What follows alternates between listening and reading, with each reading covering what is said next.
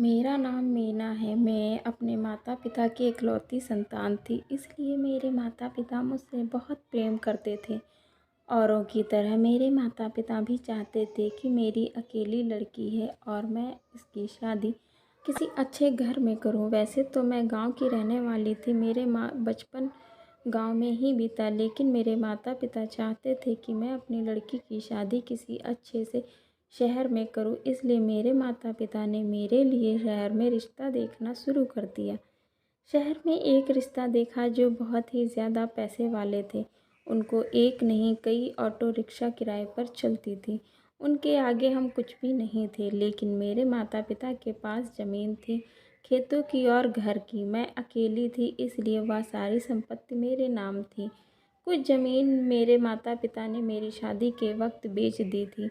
जब शादी होकर मैं इस घर में आई, यहाँ का माहौल मेरे लिए बिल्कुल अलग था। जिसमें मेरी शादी हुई थी वह लड़का कुछ भी नहीं करता था, अभी पढ़ाई ही कर रहा था। पढ़ने के लिए वह सुबह चला जाता था और शाम को 4 बजे वापस आता था, लेकिन मेरे साथ वह कुछ भी ज़्यादा बात नहीं करता था। मैं बिल्कुल गुमसुम सी और अकेली रहती थी। ननद भी थी। जब मैं उससे पूछती तुम्हारे भैया ज़्यादा बोलते नहीं हैं, तो वह जवाब देती कि वह ऐसे ही हैं, आप अपना जादू उन पर चलाओ दो तो शायद बोलने लगे। वह भी मेरी बात को मजाक में टाल देती थी। सास से ज़्यादा कुछ कहने की मेरी हिम्मत नहीं होती थी, लेकिन बातों ही बातों में मैं बोल देती थी कि मम्मी यह मुझसे क्यों बात नहीं करते हैं। कुछ भी चाहिए होता है आपसे मांगते हैं, लेकिन मुझसे कभी नहीं मांगते। तो मेरी सास बोलती थी कोई नहीं, पूरी ज़िंदगी तुम्हें ही सब कुछ देना है, अभी आराम कर लो।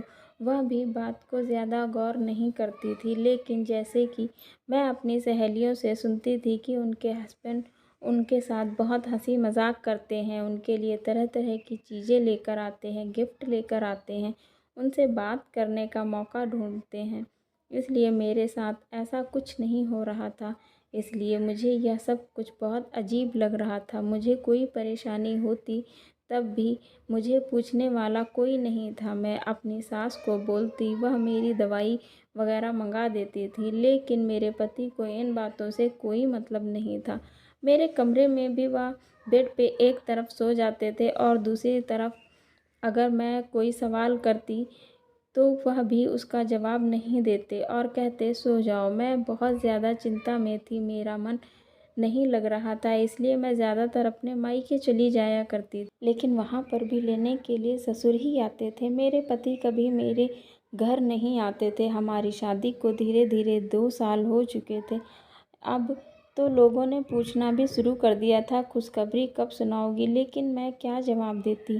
कभी तक तो मुझे पति पत्नी का रिश्ता ही नहीं समझ आया। मैं मायके से आज ही अपने ससुर के साथ ससुराल आई हूँ। हर बार की तरह मेरे पति घर पर नहीं थे। मैंने कमरे की साफ सफाई की, तब मुझे अपने कमरे में एक कान की इयररिंग का जोड़ा मिला। मैंने ये जोड़ी उठाकर अपनी ननद को दे दी और कहा इन्हें संभाल के रखा करो, इधर उधर फेंक देती हो, बाद में पहनने के टाइम ढूंढोगी। मेरी ननद चिल्लाकर बोलने लगी है मेरी नहीं है भाभी, आप अपनी इयररिंग मुझे पकड़ा देती हो, अपनी चीज़ों का भी आपको पता नहीं है। मैं आश्चर्यचकित थी, क्योंकि यह इयररिंग्स मेरी भी नहीं थी और ननद की भी नहीं। मेरी सास आर्टिफिशियल इयररिंग पहनती नहीं थी। अब यह बात मेरे दिमाग में खटक रही थी। अब उसी दिन शाम को मेरे हस्बैंड जब घर आए तो उनके साथ 2 लड़कियां आईं और वह लोग बैठक वाले कमरे में बैठकर बातें करने लगे। मेरे पति मेरी ननद को चाय बनाने के लिए बोला। मेरी ननद चाय बनाकर ले जाने लगी। उसके बाद बाहर से समोसे मंगवाए गए। सब बहुत ही तेज़ी से मजाक कर रहे थे। उनकी बातों की आवाज़ मुझे सुनाई दे रही थी। मेरे पति बहुत हंस हंस के बोल रहे थे, लेकिन इस तरह से आज तक मैंने कभी उनको हंसते हुए ना देखा और ना ही बात करते हुए देखा। और मैं भी ज़्यादा परेशान थी। अभी तक मैं यह सोच रही थी कि मेरे पति शांत स्वभाव के हैं, इसलिए नहीं ज़्यादा बोलते, लेकिन आज उनको बोलता हुआ देखकर यह समझ चुकी थी मैं कि मेरे पति हंसमुख और मजाकिया किस्म के हैं। वह कोई शांत स्वभाव के नहीं हैं, लेकिन सवाल यह था कि मेरे साथ वह क्यों नहीं बात करते हैं। मेरी ननद जब चाय लेकर जा रही थी तो मैंने ननद के हाथ से ट्रे लेने के चाय देने के लिए मैं खुद ही चली गई। मेरे पति मुझे देखकर एकदम से शॉक रह गए। उनके साथ आई हुई लड़कियां पूछने लगी, यह कौन है? मैंने इनको पहले आपके घर में कभी नहीं देखा। मेरे पति ने जवाब दिया, कोई नहीं, हमारे घर की नई नौकरानी है। अपने पति के मुंह से यह बात सुनकर मैं बहुत ज़्यादा दुखी और वहाँ से चली गई। अपने कमरे में जाकर रोने लगी। रात में मैंने खाना नहीं खाया। मेरे पति ने भी नहीं पूछा तुमने खाया या नहीं खाया। ना कोई बात की, ना पूछा कब आई थी। कोई सवाल नहीं, कोई जवाब नहीं। मैंने अपनी सास से पूछा, मम्मी क्या इनके साथ यह लड़कियां रोज आती हैं? मेरी सास ने जवाब दिया, हाँ कभी कभार आ जाती हैं, उसके स्कूल की दोस्त हैं। उसके आगे मम्मी ने भी कुछ नहीं कहा। आज भी पूरा दिन हो गया मैंने खाना नहीं खाया। रात में मेरे हस्बैंड लेटे हुए थे। मैं कमरे में गई और आज हिम्मत करके पहली बार मैंने सवाल किया अपने पति से, मुझे आपसे कुछ बात करनी है। पहले तो मेरे पति कुछ बोले ही नहीं, सोने का नाटक कर रहे थे। फिर मैंने कहा, मुझे आपसे कुछ बात करनी है। मुझे पता है आप जग रहे हो, मुझे यह घुटन भरी ज़िंदगी बर्दाश्त नहीं हो रही है। आप मुझसे बात नहीं करते हो, मुझे इसका कारण जानना है।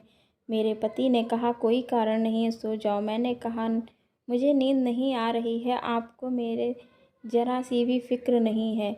फिर हम इस रिश्ते में क्यों बंधे हुए हैं? मेरे साथ आपने कभी पति वाला व्यवहार नहीं किया। कल आपको लड़कियों से बहुत अच्छे से हंस हंस के बात कर रहे थे और यह इयररिंग्स भी शायद इन्हीं में से किसी एक लड़की का होगा। यह सुनते ही मेरे हस्बैंड तुरंत उठकर बैठ गए। तुम क्या चाहती हो मैं तुम्हारे साथ बात करूं? मुझे नहीं अच्छा लगता तुमसे बात करना। तो मैंने कहा, फिर मुझसे शादी क्यों की थी? मेरे पति ने जवाब दिया, मैंने तुमको नहीं देखा था, देखा होता तो रिजेक्ट कर देता। मेरे पति मुझसे बहुत ही गुस्से में बात कर रहे थे और वह कहने लगे, तुम्हारे पिता आए थे यहाँ रोने गिड़गिड़ाने के लिए। मुझे गांव की लड़कियां नहीं पसंद है और तुम तो कहीं से भी पसंद करने के लायक नहीं हो। तुमको मैं अपने दोस्तों से या किसी से भी मिला नहीं सकता। मुझे किस तरह की लड़की चाहिए थी वैसे तुम नहीं हो। तुमने देखी थी कल लड़कियां, उन्होंने कैसे कपड़े पहन रखे थे, कैसे बोल रही थी, और तुम क्या लगती हो? एक नौकरानी से ज़्यादा और कुछ नहीं लगती। ना तो तुम्हें कपड़ा पहनना आता है, ना तैयार होना आता है, ना ही किसी के सामने बात करना आता है। कुछ भी नहीं आता है। तुम्हारे साथ कोई रोमांस भी क्या करेगा? तुम तो रोमांस का आर भी नहीं पता है। तुम तो उन लड़कियों में से हो जो पढ़ी हैं, जिनके साथ जो करना चाहो वह कर लो, खुद कोई रिस्पॉन्स नहीं करती। मैं बहुत ज़्यादा दुखी हुई और बहुत तेज तेज रोने लगी। मेरे पति ने कहा, अब यह रोना धोना बंद करो। तुम यह सब जानना चाहते थे, अब जब सच सुन लिया तो अब रोने लगी हो। तभी कहते हैं अनपढ़ों को कुछ नहीं पता होता। जब तक सच नहीं पता लगता तब तक वह जानना चाहती हैं, जब सच पता चल जाता है तो रोने लगती हैं। जब सच जानने की चाह रखो तो उसे बर्दाश्त करने की भी हिम्मत रखो, क्योंकि हमेशा सच तुम्हारी पसंद का हो यह ज़रूरी नहीं। तुम गांव की लड़कियां हो, अपने ही जैसा किसी एक लड़के को शादी कर लो, सुखी रहोगी। मुझे तुम बिल्कुल भी पसंद नहीं हो और ना ही कभी हो सकती हो। मेरे पति इतना कह के कमरे से चले गए। अब मैं बहुत दुखी, बहुत ज़्यादा रो रो कर मैंने पूरी रात निकाली। उस समय फ़ोन नहीं चलते थे, तो मैं अपनी मम्मी पापा को कैसे बुलाऊं कि मुझे यहाँ से ले जाओ आकर के। हमारे पड़ोस में एक दीदी रहती थी जो अक्सर गांव जाया करती थी। वह घर आई तो मैंने उनसे कहा कि मेरे मम्मी पापा से कह दो कि मैं मिलना चाहती हूँ, यहाँ आ जाएं। उन्होंने मेरा संदेश किसी तरह से मेरे मम्मी पापा तक पहुँचाया और एक हफ्ते बाद मेरे माता पिता ससुराल आए। मैंने अपनी माँ को सारी बात बताई और अपनी माँ से कहा, मुझे यहाँ से ले चलो। मेरी माँ मुझे गांव वापस ले आई। मेरी माँ भी कहीं ना कहीं समझ चुकी थी कि मेरी लड़की की ज़िंदगी इस घर में बर्बाद है, इसलिए मेरी मम्मी पापा ने पंचायत बिठा के अलग अलग करवा दिया। यही हमारी मुलाकात मेरे घर आने वाले एक लड़के से हुई जो बचपन से मेरे घर आया करता था। पता नहीं किस रिश्ते से क्या लगता था, लेकिन वह हमेशा आता था और मुझसे बहुत अच्छे से बात करता था। वह मुझे काफ़ी पसंद करता था, लेकिन मैंने कभी उसकी दोस्ती को किसी दूसरी नज़र से नहीं देखा था, क्योंकि मुझे पता था कि मेरे माँ बाप मेरी शादी कहीं और करना चाहते हैं। लेकिन आज मैं बेसहारा थी। मुझे एक सच्चा जीवन साथी चाहिए था, जो मुझे वह उसमें नज़र आने लगा था। मैं समझ गई थी कि मेरे लिए ऊपर वाले ने यही सच्चा जीवन साथी चुना है, और मैंने मम्मी पापा से अपनी इच्छा जाहिर की। फिर मेरे मम्मी पापा ने हमारी शादी करवा दी। आज मैं अपनी ज़िंदगी बहुत ही खुशहाल जी रही हूँ।